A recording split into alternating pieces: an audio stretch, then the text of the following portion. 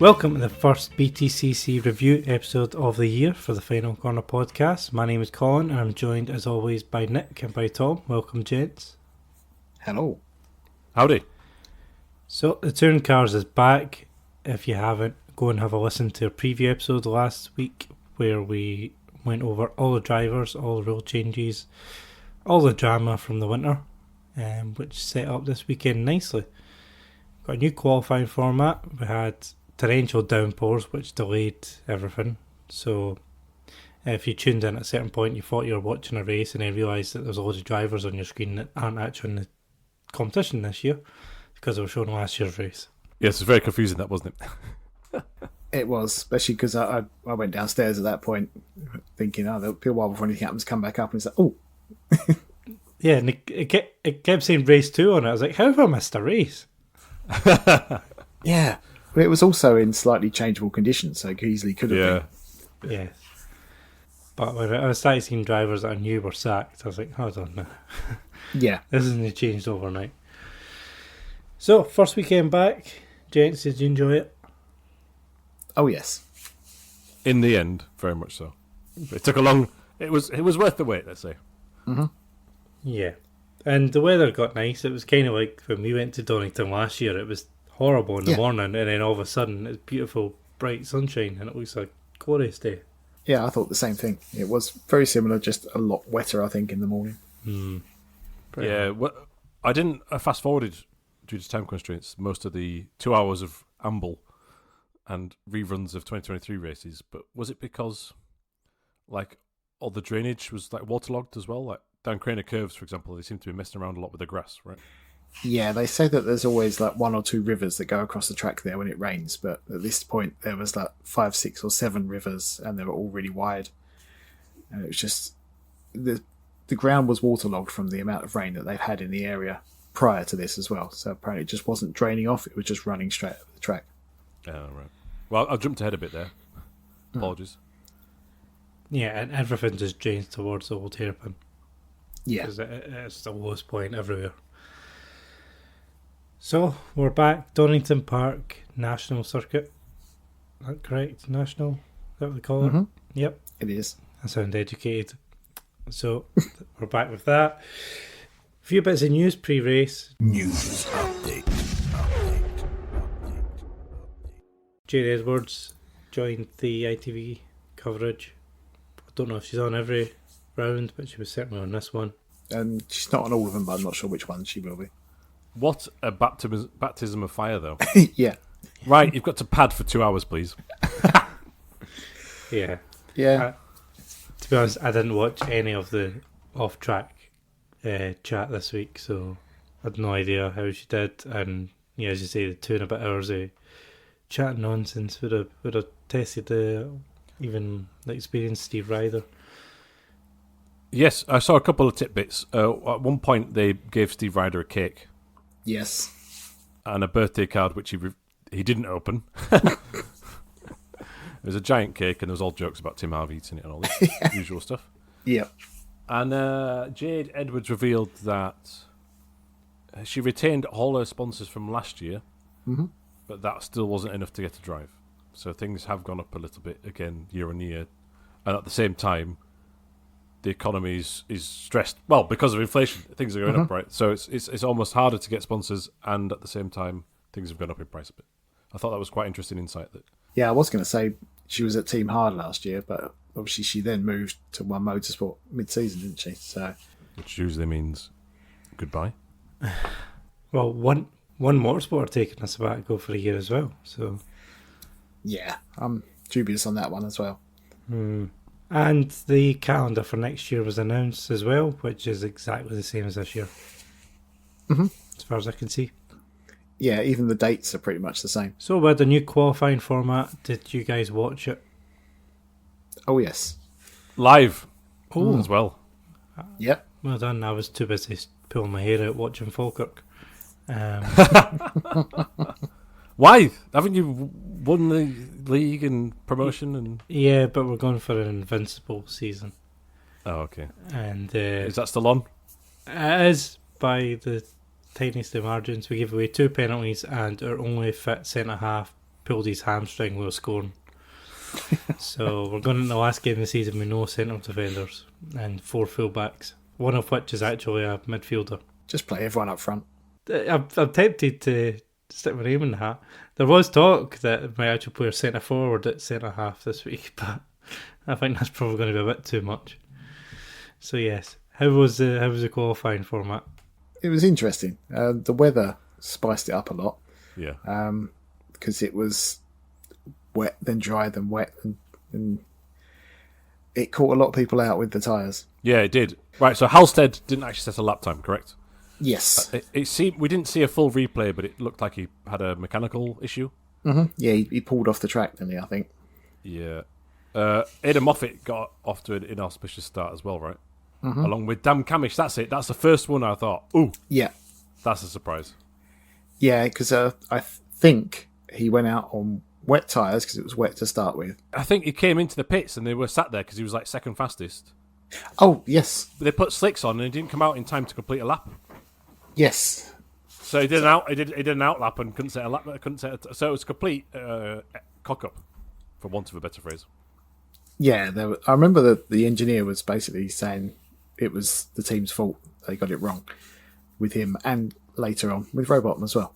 That's how other people pole vaulted him, because towards the end of that first group, it was dry. Where it started damp, didn't it? It started wet. But yeah. By the end, it was bone dry. So that meant Osborne made it through. Oh, yes, he did just. Because it's the top 6. Bear with us, we're adapting. It's all new. And with this shorter session, I feel like it's all about tyres, really, because especially in changeable conditions. But even if it was dry, right, it's not a lot of time to do the whole. Normally, the front wheel drives go out, they do a heat cycle, they come back in, they change the tyre, then they go out, then they have to do that again. But can they do it again? There might not be enough time for that. Meanwhile, the rear wheel drive cars have to go out and just do lap after lap after lap, which caught out Adam Morgan here as well. Yeah. Yeah, it's very interesting. And then it goes straight into Group 2. So It does. There's not a break, and I like the fact there's not a break. Mm-hmm. Yeah, what happened to Rob Huff is that he came out of the garage, was in the pit lane at this point. But the rules state that you have to be out of the garage and on the pit apron, I think it states. Yep. At the start of qualifying, which they were for the start of qualifying part 2, but the rules dictate the start of qualifying all round. Even though they weren't taking part in the first part, they have to be ready for the first part. Yeah, so they were fixing damage from free practice. I don't know what that would be. It was splitter, I think. It was something very minor from going over a curb. Yeah. Because I noticed even after the end of qualifying, a lot of cars were scraped and damaged. Mm-hmm. And I think one element is the tyre bundle at the final chicane as well. Yeah. The Fogarty S's. But yeah, we don't know because FP2 is not broadcast. And so they had to, just to reiterate there, they had to have that car ready out of the pit box to go for the start of Group 1. And the reasoning, I believe, based on what Tim Harvey said, is so that there's no unfair advantage for if you put into Group 2, you've got extra time to work in your car. Yeah, which makes perfect sense when it's like that. Yeah, so then, initially, like, what? So basically, what happens is, Rob Huff is immediately excluded by means of Sam Rich's standoff. So he basically stands in front of the car and doesn't let him go down the pit lane. And you're not moving that man. And you're not, no, as Huff said, you don't want to pick a fight with him. And this is reminiscent of, remember when Ricky Collard won a race last year, but the track limit rules were controversial. Yeah, exactly what I thought when he kept slamming his door. He kicked his door shut. It's that guy. And it was no messing. So that was a controversial start to that session. It's new for everybody, but read the rule book as well. Yeah, it was the team messed up, and they put their hands up. They just read the rule book wrong. And then you had the 66, was it? Is that what they're calling it now?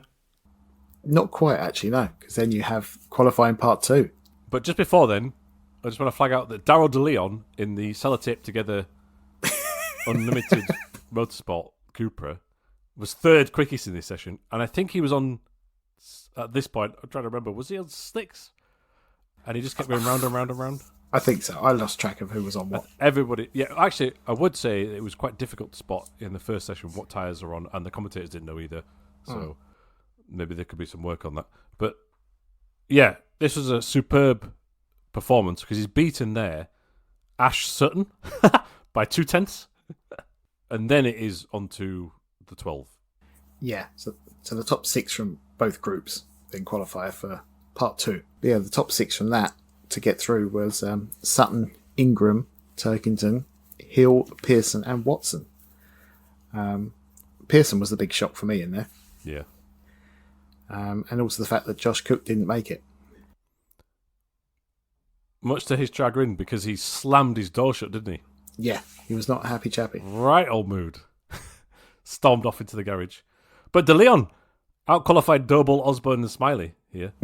Sam Osborne span, it caused a red flag, into the barriers. Yes. Yeah, so he went off at the old hairpin, but we didn't see the beginning of the incident. We just saw at the end, after the corner, he spears backwards into the wall. I remember David Leslie once did that in a Proton. You would guess he sort of ran wide onto the gravel slightly and put a rear wheel on it, but yeah, like you say, we didn't see it. The slicks, but I'm assuming the curbs are damp as well, maybe. Oh, yes, true. So that was significant rear end damage to that car. More upon we will touch as we talk about the racing. So at this point, Rowbottom has been knocked out, I believe, just purely on pace. Camish didn't come out the pits on time with the slicks, and Osborne has binned it. Yeah, it wasn't a great qualifying for Napa. But Sutton was quickest, so. Finally, we had the quick 6, which I'll let you cover, Tom. Well, there were 6 cars on the track, and Ingram got pole. Nicely done. Yeah, what I would say is the gap is less than... it's just under half a tenth between Ingram and Sutton. So already you've set up a great session. And then a similar gap between Turkington and Hill, but Turkington out-qualifies Hill. But they're both 3/10 behind the 2 front-wheel drive races in the Hyundai and the Ford. But already, for me, that framed potentially the season. Mm-hmm. Those are the 4 we all expected. And despite difficult conditions, a red flag, and a crazy new format, the cream rose to the top. And it was Ingram, Sutton, Turkington, Hill, right? And then you look at Pearson and Watson, did a sterling job to get through to the quick 6, but they were actually quite far behind. There's 4/10 between Hill and Pearson, and another 2/10. So Watson's nearly a second off pole. Yeah. Which ordinarily you would say would be like 10th. Mm-hmm. One thing I'd like to pick your brains about, and we'll have to double check this, and apologies for not knowing. The tyres they use in quick 6, they have to use in the race, do they? Because I didn't think they did, but Tim Harvey alluded to something, and I thought, oh, what? Yeah, when he said that Sutton shouldn't go back out. No, hang on. I think that was in part 2 of qualifying when there was 12 of them. And he was saying that they would have to use the same tyres in the quick 6 that they were using in part 2 of qualifying. That's what okay. we're talking about. It's probably that. So that's interesting as well. So you look at Watson, and maybe he's chewed up too many tyres. He's done more laps in the part 2, 3. Possibly. He was almost a second off in the part 2 of qualifying as well. So. Oh, right, okay. But I think we should notice at this point, was it Darren DeLeon's car was falling apart during qualifying as well? Just shedding parts. Yeah, so the splitter was loose and wobbly, wasn't it? And then the driver's, the near side front window fell out as well, didn't it? Yes. And then he was interviewed and said, I don't know what I'm doing, I've got no radio. Oh, yeah. I forgot about that. So it sounds like there was no radio installed in the car. It wasn't... It wasn't clear if he had no radio working or no radio, full stop. Either way, in changeable conditions, they slapped a set of tyres on it, had something to write, and he just did. He just lapped for the entire session and got the time out of it, which maybe helped with tyre heat. Yeah. Probably did, actually. So it was falling apart at the seams. And I just final point on that car. They got some sponsors like the day before, by the sound of things. So it was Duckham's, and Bartercard is back on the grid. Yeah, all of a sudden. So we've got a long team name to rival the Josh Cook team. It's something like Duckham's racing with Bartercard or something. What is Bartercard? Don't know, but I'm guessing it's... We're all Googling it, so that is some pros of BTCC sponsorship. It's a trading platform where businesses can buy and sell their goods or services. B2B, like-minded, improve cash flow, blah, blah, blah. Well, I'm on the website, so Keep sponsoring BTCC. It's Australian. Oh, right. Australia. And they are sponsors of Northamptonshire County Cricket Club. The most boring sport in the world. Oh, yes. We should probably talk about race 1. Race 1. Delayed race 1. But when we got underway, it was pretty much dry at that point. Ingram got a fairly decent start, but Sutton bogged down off the line and he was swallowed up quite quickly by the two BMWs behind. Sam Osborne gets tied coming down the hill by one of the Astras, which spears him off into the barrier. Brings out the safety car, but not before our Sutton retakes third position from Colin Turkington. So yeah, Sam Osborne's bad weekend just continued, and then we got the longest safety car in the world. Yeah. 15 laps, 16 laps. Mm-hmm. Couldn't believe it, because I was not quite available to watch it live, so I was fast forwarding through. And I was explaining to Lisa, hang on a minute. Sorry, because we're talking while it's fast forwarding. It's still in the safety car here, and it's got lap 18 or something. Ridiculous. Yeah, I think... Surely you would flag it at that point, but because it's been so delayed... Yeah, they probably I think that was the whole thing. Because if they had red flagged it, they probably wouldn't have been able to restart it. So then it leaves only 5 or 6 laps to the end? Yeah, I think so. 21 laps, and it restarted on lap 16. So it's a 5... plus you add in half of lap 1 before the safety car boards came out. It's like 5 or 6 lap race, basically, this. For full points. Which Ingram didn't ever really look under threat. He controlled the restart pretty well. Sutton managed to get Jake Hill back for second, didn't he? Yeah. Restart was started to get some good moves in the midfield. Josh Cook got past Andrew Watson. Watson had a great qualifying, but then just seemed to go backwards every race. Yeah, he did. Mm-hmm. It's still a learning curve. New car, new team. Yeah, I guess it's just the setup was overly aggressive or not aggressive enough on the tyres and things like that. We've already failed, lads. We've already failed. We forgot our first sump watch of the year in qualifying. Yes. Is it even called sump watch? Sump watch. It sounds like you're staring at the bottom of an engine. We came up with some other name and I can't remember what it was now. Colin said something. It wasn't good. It was the Sumptum stare. Oh, yeah. No. So he was eliminated. He was ninth in his first group, so he was nowhere, and I don't think I even saw him on TV over the weekend. No, a couple of times. He was, I think, 16th at the start of the race. That was his starting position. Right. Yeah, that's actually another point about qualifying. You're watching it and it's quite entertaining, or this round was anyway, and then it's not very clear what the actual final lineup is. And I can't recall if there was a graphic on the screen at the end to say, here was the final lineup. I think there was, but... It wasn't in the usual timing, though, so it might have been a No. bit later on. Maybe it takes longer to compile, I guess. You know, normally at the end of the session, it cuts to the music bed, and they go, right, here are the results. And it just brought up the top 6. It was like, oh, yeah, right, where's everyone else? Anyway, sorry. Yeah, there wasn't much at the front happening, but there was some good battles in the midfield. Aiden Moffat halfway on the grass on the pit straight was entertaining. Fighting with, did you say it was Darryl De Leon? It was, yeah. But Rob Huff, I thought, was the star of the weekend. He didn't have the overall pace, as we saw in race 3, but he was always involved in making some great moves. You can see his racecraft immediately. And once he gets some pace out of that Toyota, it's going to be very entertaining to see him at the top end of the field. He's always been quite an aggressive driver, but in a controlled way, if that makes sense.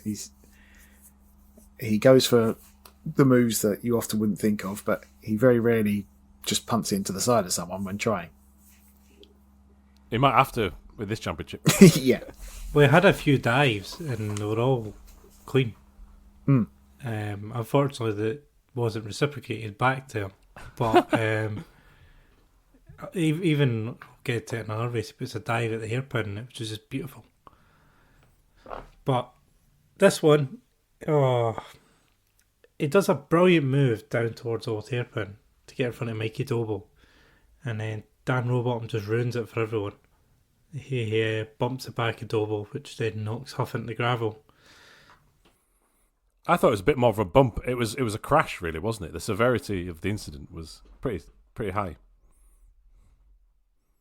Yeah, it was a big old punt from Rowbottom. I mean, I can see what he was trying to do. He was trying to aim for the inside of Doble, but the room just wasn't there, so he ended up just playing pool, knocking one into the other. I thought it was a bit embarrassing for the series, really, because here's someone making their return and, you're going to get smashed off completely and undo all your hard work. It Yes. wasn't the best look, was it? And you can't take part in qualifying. Now get off the track in the race. He was making great progress. It pretty much undone his race too, that as well. But yeah, because Doble finished 12th, for example. Yeah. So Huff would be around there, wouldn't he? Mm-hmm. And Rowbottom got a penalty for that one. Yeah, rightly so. As I mentioned, Sutton managed to get past Hill or Nick Coppice. There's a few moves at the final chicane. Dan Rowbottom pits because he's hitting the back of Doble, caused his bonnet to pop up at one side. He taped it down, came back out, and then on the final lap it flew up, so he was completely blind. Yeah. Just bits of Ford lying all over the place. Yeah, they seemed quite wobbly all weekend, the bonnet, rather, on the Focus. Yeah, and I noticed on Rob Huff's car as well, a few of the onboards, there was something flapping from the left side of the bonnet. It looked like a bit of tape, and it was a few times I saw it, so I wonder if they've taped bits of his down as well. Yeah, no, the front of his car was pretty much, especially on race 2, I think, was pretty much made of sticky tape.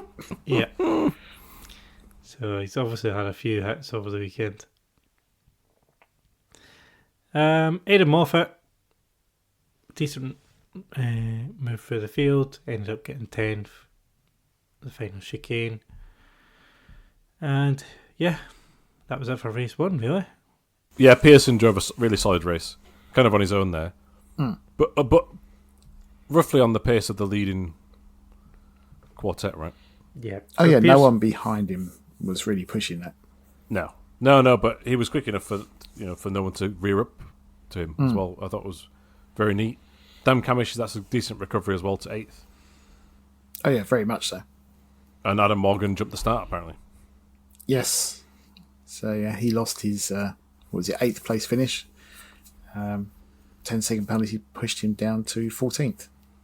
Scott Sumpton actually got 17th and didn't finish last. Well done. Only because Rob Huff was off. Yeah, and it was behind Nick Halstead. Yeah. The yardstick this year. Didn't see this weekend, certainly during the races, backwards in the gravel. So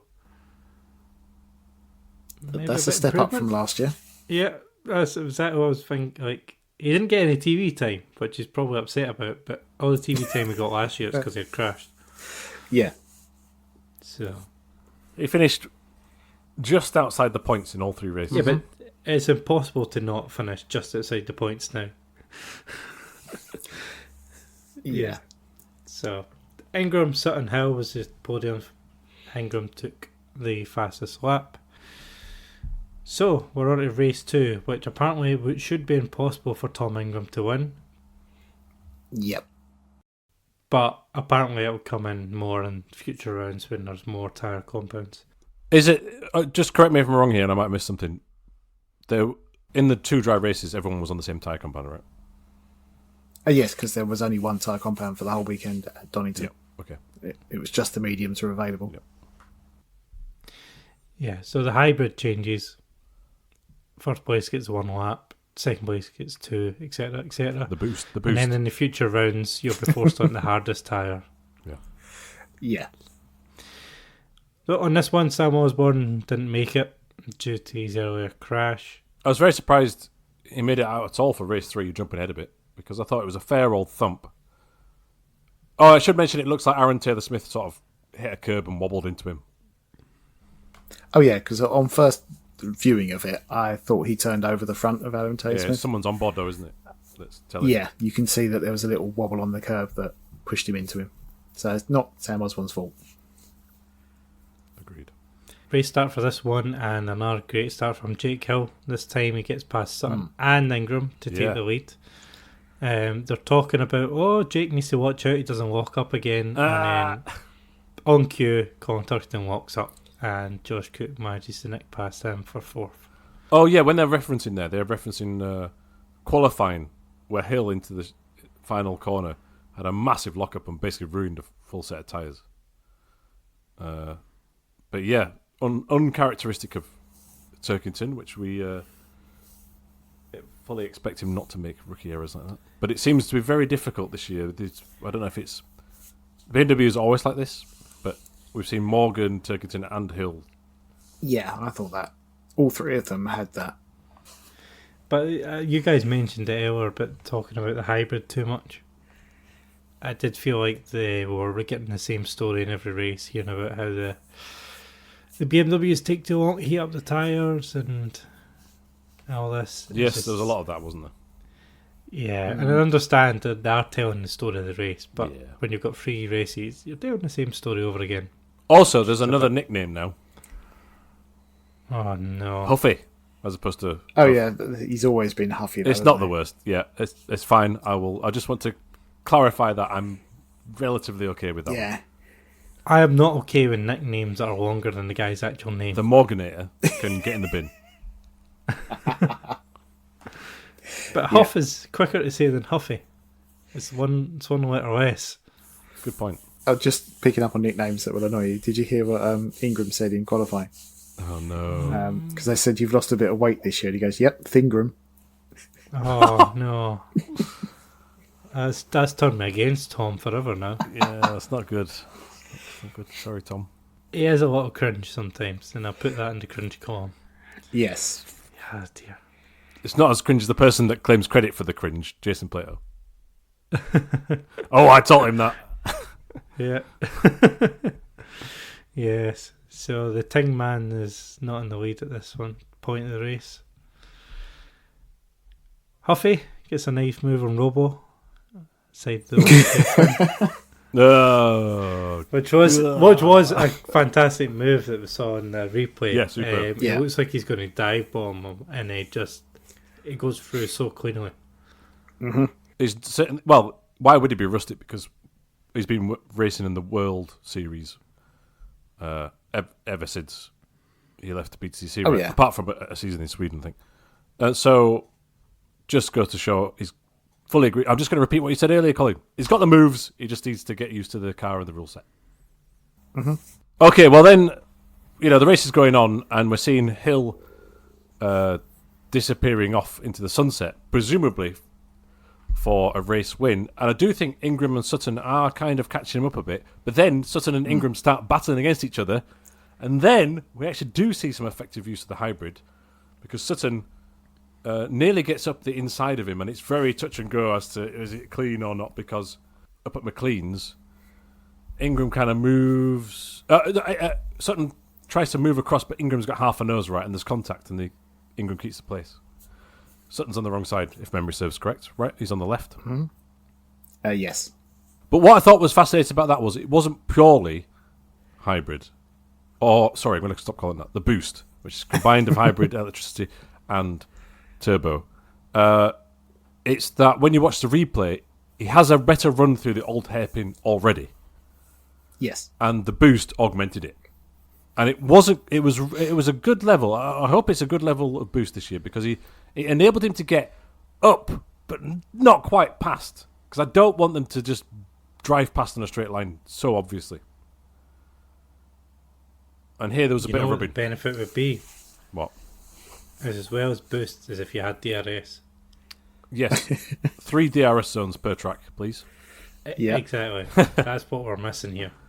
Yes, what we're missing is when someone is on a different tyre comband that's quicker, we just let them by on a straight.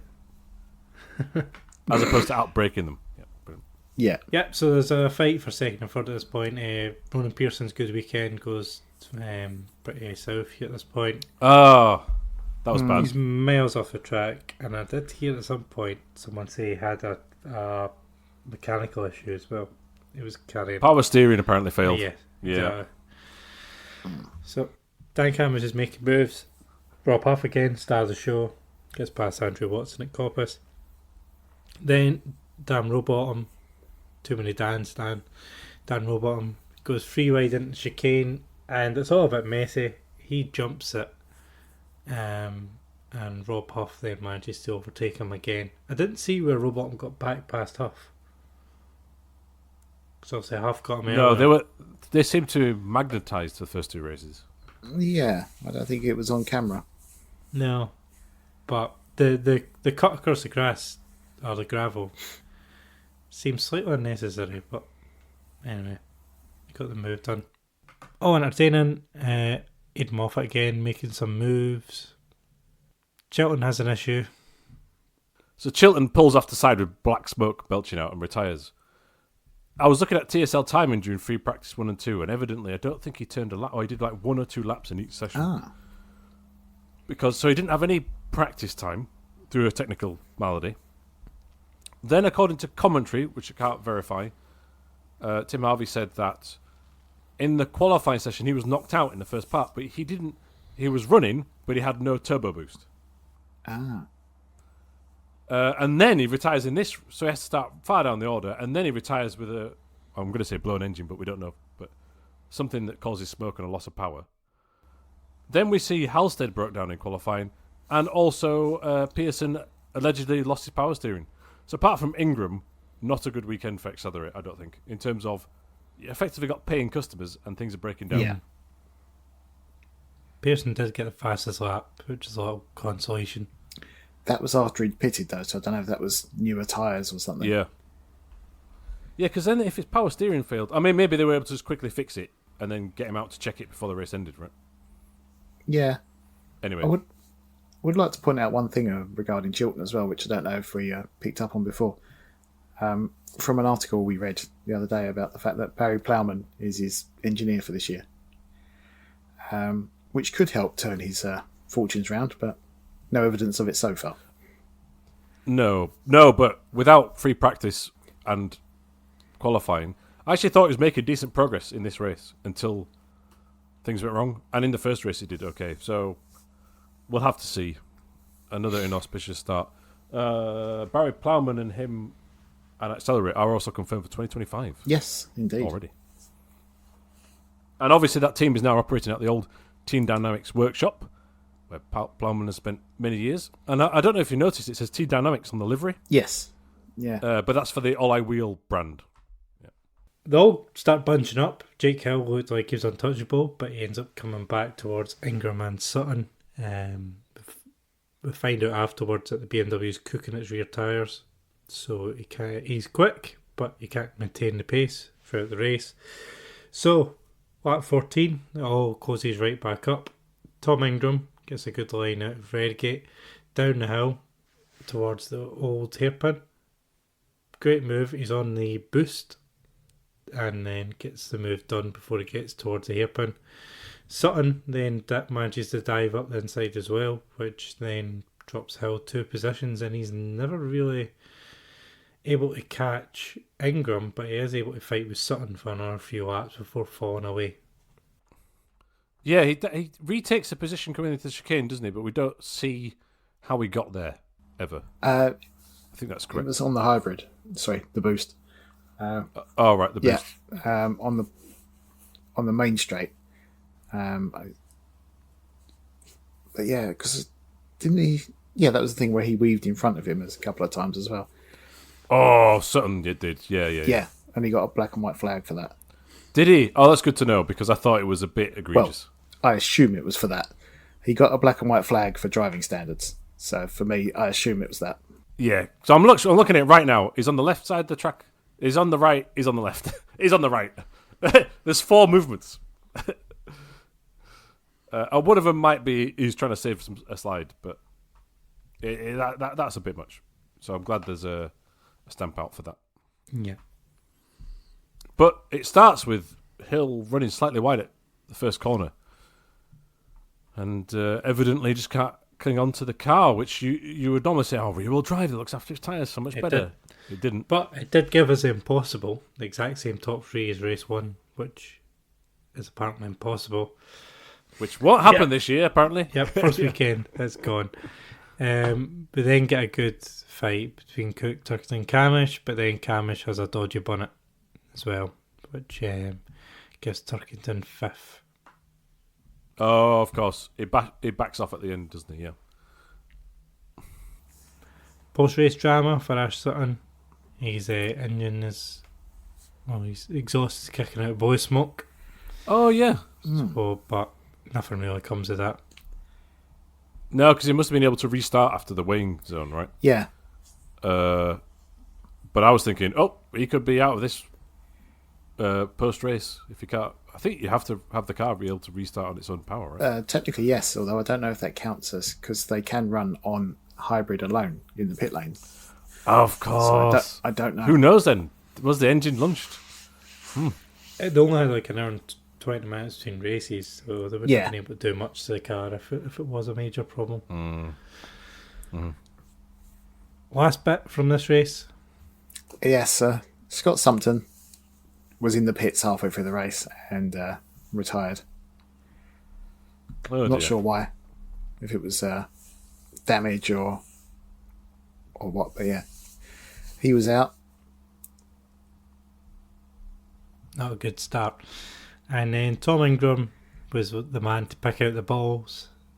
We didn't count them. Well, I didn't count them this time. I forgot to count, but Tom Ingram said, Huffy's paid me to pull out his number, and then he pulled out his number. Yes. So yes, the start of the day, Rob Puff is on pole for race 3. Slam dunk for a win, right? Yeah, looked like it. So he starts the race with was it Aiden Moffat next to him? Yeah. Yeah. Adam Morgan just behind with Dan Camish in 4th. Adam Morgan gets a absolute demon launch and he's into the lead immediately. And he's looking pretty strong to begin with anyway. He's out in the leads for a few laps before he then loses it in the typical BMW way this weekend. But Turkington and Moffat have a great fight all the way down at the old hairpin. Moffat's kind of pushing Turkington into the braking zone, and there's then lock-ups from both, but both of them managed to make the corner. That sort of contact seems to be getting away with this year, and a bit of robbing during moves as well as they're kind of letting away with so far. I'm fine with that for now. I think so. Sutton alluded to it in race 1, I think, after the Ingram move. That he definitely pointed it out, said, which I'm happy with, in a way that sounded like he wasn't. I'm really happy with this. Yeah, I think it just basically it's like, well, yeah, it seemed a little bit much from me, but if that's what we can do, then I will do the same next time. Yeah, I don't. On this race, he did a lovely dummy on hill into the first corner. But there's a bit of rub in there as well. Yeah. It's aggressive, but that's play on for me. Yeah, that was a good move. It was very reminiscent of a Matt Neal move. In his prime. Oh, yes. Not now. I often thought that Neil's career was prematurely ended where he couldn't say he was retired. You know, the season ended and then the sponsors pulled out. But in retrospect, he went out when he could still get podiums. Yeah, that's true. And wins. And his arch nemesis, that didn't quite work out like that, did it? I'm convinced he's going to come back at some point. We should move on. Sorry, that was me being tangential there. The BTCC can live on and be very popular and entertaining without them. So, yeah, Ronan Pearson's, and again with another mechanical issue, and Daryl De Leon is off the track, which... Yes, another mechanical issue there for Pearson that I forgot to mention in my tally earlier on. Yep, so another safety car. At the restart, all's going well for Adam Morgan until he gets to the top of the hill at McLean's, and he has another big lock-up. As Turkington and Hill had done this weekend, drops him to 3rd, which then puts Rob Huff back in the lead at this point. I can imagine Morgan's engineer, Steve Farrell, effing and blinding on the pit wall. If anyone's seen the On Limit behind the scenes documentary from last year, it's not good enough, Adam. Yeah, that's Adam Morgan's got a few race free wins in his career. This is his moment, and it's a shame that he blew it. He threw it away there. He threw it away. So there's some good fights in the midfield. Nick's noted here: Watson, Aaron Taylor-Smith, Doble, Robot, and Chilton. This is what made the races all entertaining for me. There was good midfield scraps. It hasn't been like previous years when it's all got a little bit sterile. The midfield is very close. Yeah, definitely. Like, there's a lot of midfield drivers in good cars. Yep. And it's worked out so far. Sam Osborne smashes his car up again. Yeah, I didn't see if he'd hit anyone or if they didn't just quite manage to get everything taped in properly in the car. It just had bits flying off everywhere and a headlight hanging off the side of it. Ash Sutton then gets past Donington at the old hairpin. I love that move because you saw the last part of the Craners just before the old hairpin. He absolutely just threw it into that corner to get that extra bit of speed. Was almost sideways through that and then just dived down into the old hairpin. That was my move of the weekend. And it was on Turkington, who is not going to take any major risks in there. So he would know he would get the space to do something. So Aiden Moffat then takes the lead from Huff at Coppice. It's quite tight between the front two, which is drawing the pack closer to them. Huff gets back again, and they're both using their hybrid quite smartly as they're fighting for position. Adam Morgan is back in the hunt, and then goes for a move at those hairpin. Touches Huff, which you've called foul on, Nick. Well, I just think that's because he got a run on Huff at the old hairpin, and I think when they come to McLean's, it looks to me as if he's trying to not push him off the track, but push him off so that he has to back off. And Huff was having none of it, and then they both lost out because of it. Yeah, it was a terrible move because they're fighting for second and third, and Adam Morgan ends up costing himself any decent points. He ends up finishing 7th. So that daft move just let everyone get past him. For me, if you're going to elbow someone out, you have to commit to that. He's fully enough alongside him that if it's a harder biff, then it would be fine and he gets away with it. Yeah. But it was sort of I'm going to slightly gently... Oh, no, I've ruined it. Yeah. Maybe it's... Easy for me to say as a podcaster. Well, yeah. Maybe it's his... the fact he doesn't know Huff that well in terms of his racing style. Because those of us who've watched him in the World Touring Cars before, you would know that he's not going to stand for that. That's very true. Yeah, right. I just thought it was a shame because Huff was having such an entertaining race. He probably deserved a top 3 or 4 finish. And after that, one thing I was... Both of them just fell back. One thing I was concerned about was he fought back from like 18th or 17th in race 2 into inside the 10, and I thought, oh, is that a bad reflection on the quality of the grid this year?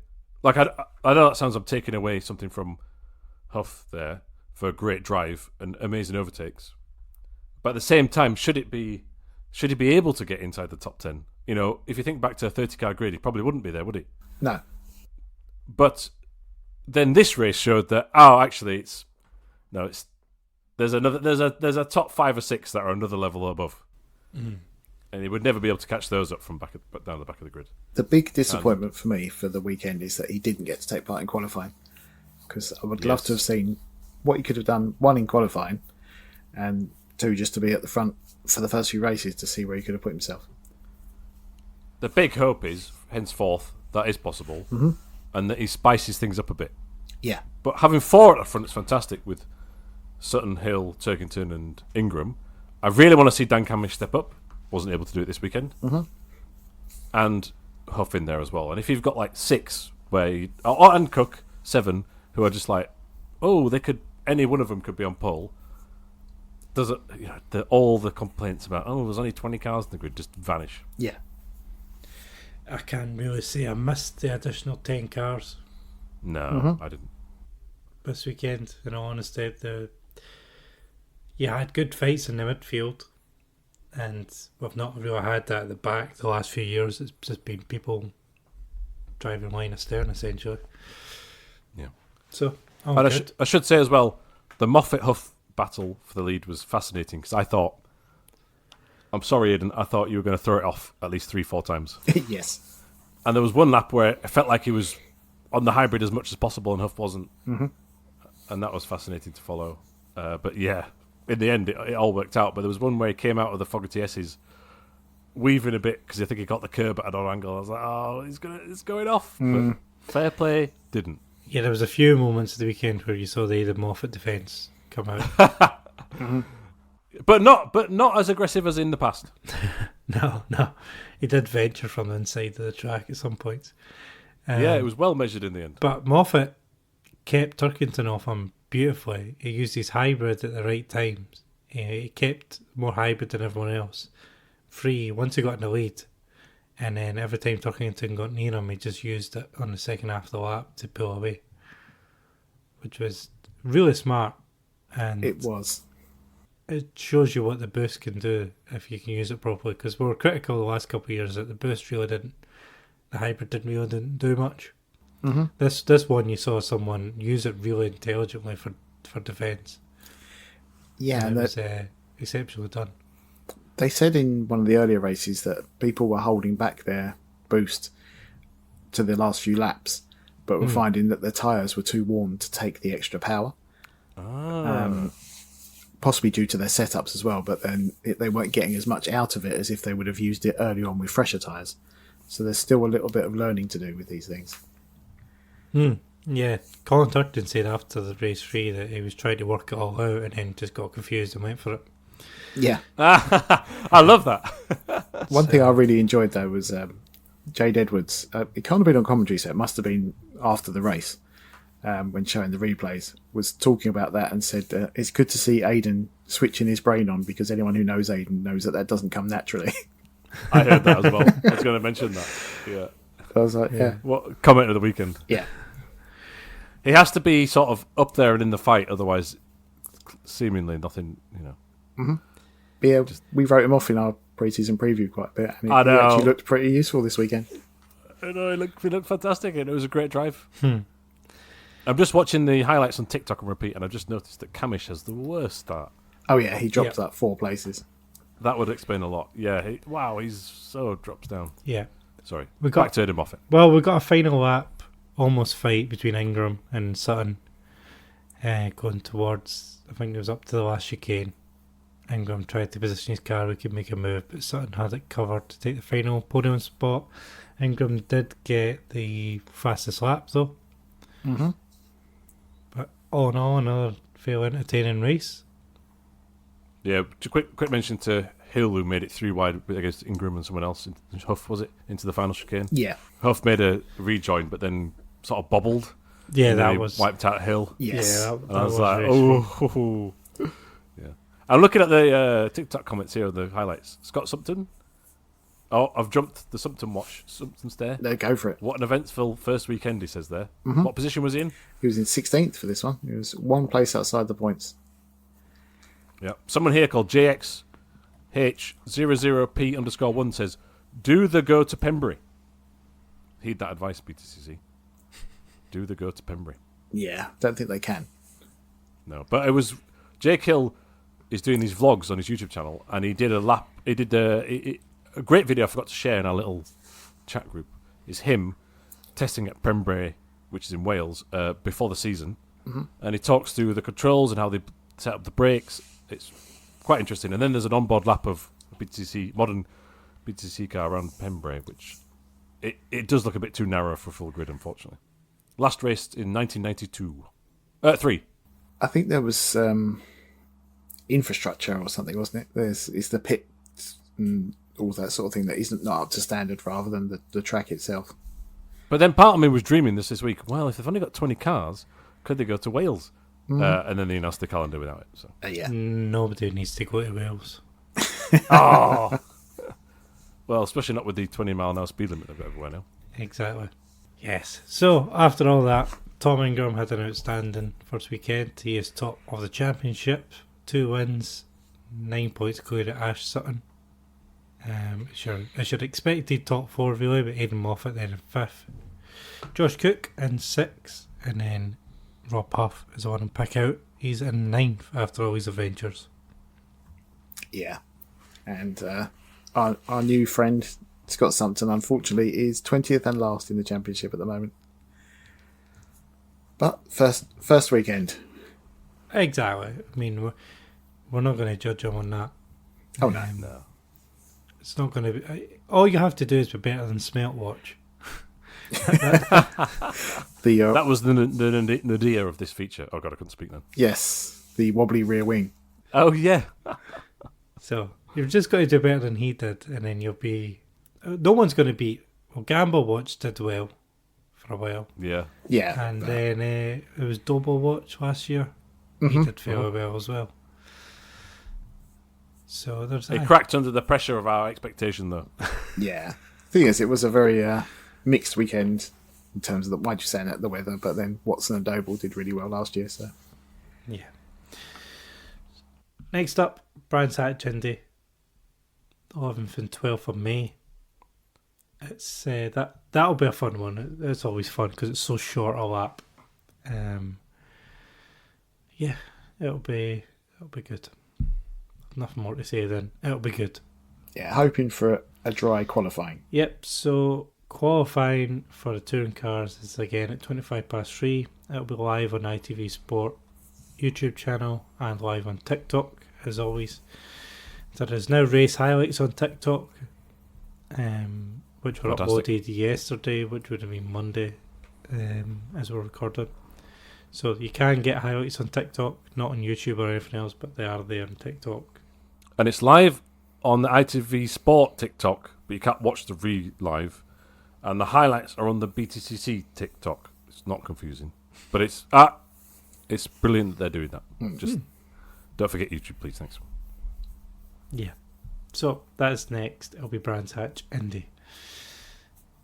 Any more from you guys on this weekend? Do you want to, or anything else you want to cover? No, not really. I think it was I've really enjoyed it. yeah, it was a good fun watch. Eventually, I really didn't think we was going to get any races, but we got 3 good races. So good. I've got a few things to wrap up. Apologies. It was a terrible accident in the Legend support races, but glad that the driver was stood up and walking around afterwards. It landed on his head, which is never ideal. I saw Stephen Jelly had a crash in Porsche Carrera Cup, avoiding someone rejoining. Oh, I did see that as well. Yeah, that yes, was yeah. More than a bit awkward. a proper rejoin. Yeah, proper rejoin. And Chris Lullum won the Radicals, who he had a karting career and then the money ran out. So he's been sim racing for 4 or 5 years, and he put all his own winnings and sim racing wage for the last 4 or 5 years into buying that drive in the Radical, and he turned up and won. Good on him. And it's like his second ever car race. So I thought, like he's only done 1 or 2 car races, and they were like 4 or 5 years ago. So I did an interview with him recently, and I've just not got around to writing it, and then he won a race. But it makes the ending better. So I'll publish that soon. And then I would like to just remember Roland Ratzenberger. The day we're recording, it is the 30th anniversary of his sad passing at Imola, Formula 1. But it's often forgotten that he was a BTCC driver in 1988 in a wonderful Demon Tweaks liveried BMW M3. And you can buy a scale electric model of that car in honour. And also, earlier this month, as it happens, Alan Minshaw, who founded the Demon Tweaks team, also passed away at the age of 88. So I'm just paying our respects to those people. Mm-hmm. Indeed. And there's an Ayrton Senna series coming on, obviously. Same Netflix. Yep, same time as obviously Ron Ratzberger passed away. Ayrton Senna, also that same weekend. There's a new series coming on that, which I think a trailer came out today for. So keep an eye on that. And we'll be back next week, because I believe it's Miami Grand Prix this weekend. Mm-hmm. Yeah, and we'll wrap up our China thoughts within that. Yep. China, that was great. Our brief synopsis. I actually quite enjoy it. I'm being facetious, but Fair enough. Yes, and there may be... Will we remember it? That's the question. Exactly. There may be major news, obviously, going into Japan around Adrian Newey, who is wildly rumoured as negotiating his exit. Miami, not Japan, apologies. Miami next. So he's wildly rumoured he's negotiating his exit. I'm assuming he's not at the Grand Prix. Apparently he is. Apparently he's going to be in Miami. How on earth can you go there with all the questions that you're going to get? It's bananas, surely. Surely he's just going to hide. Yeah, but even just the public embarrassment of it all, it's weird. How a team that can be so dominant suddenly self-imploding, it's utterly incredible. If anyone follows Australian supercars, the Erebus team have done a similar thing recently. It's for another time. So there's weirdly, in two reigning champions of motorsport, things are falling apart. But the Red Bull story is insane. And the Adrian Newey story, which is allegations at this point, but based on solid sources, is fascinating. And now everybody's ruminating over the exit clauses. Is it 2027, 2026? Is he going to get $1 billion from Ferrari? The truth is we don't know that, but the fact is that apparently he seems to want to be out regardless of what it is, which is not just the F1 team it impacts. They're also doing this hypercar track day car, aren't they? Which is Adrian Newey designed. He is 65 as well, so... I would retire, mate. But, yeah, you're right. There's a lot of rumours about the contract that he might not be able to work for another 2 years, which at that point he's 67. It's going on 68, which, I don't know. If as long as his brain's sharp enough, he can probably keep going. So, reminder, it's a sprint weekend. So the sprint qualifying's on Friday evening, 9:30. Sprint race is Saturday, which I will be very far gone at that point. So I won't see it at 5 o'clock. Qualifying for the main Grand Prix at 9 o'clock, which I will probably be lying face down in a ditch somewhere. And then the actual race is at 9 o'clock on Sunday, which I'll hopefully be awake by then. So, yes. But probably it's trophy day. Most important thing is trophy day this Saturday. So keep your eye out for the Falkirk scores. Yeah. This episode has really turned into the Falkirk FC unofficial podcast. There's already a few of those, unfortunately. They get better downloads than the official Falkirk podcast.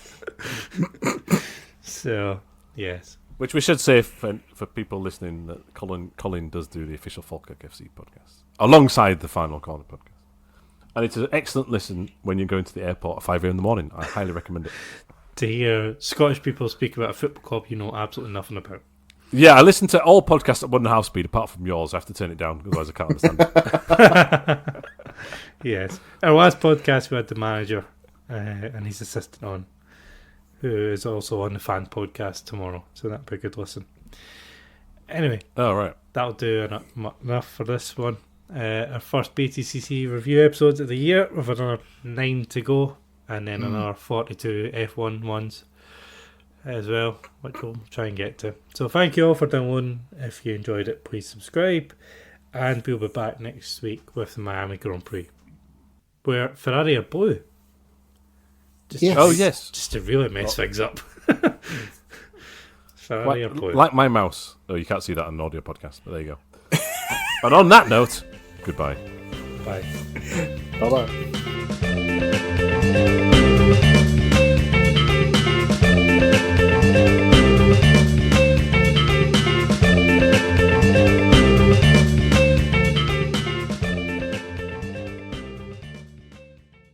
Are you listening, Falkirk Council? It's a bad idea.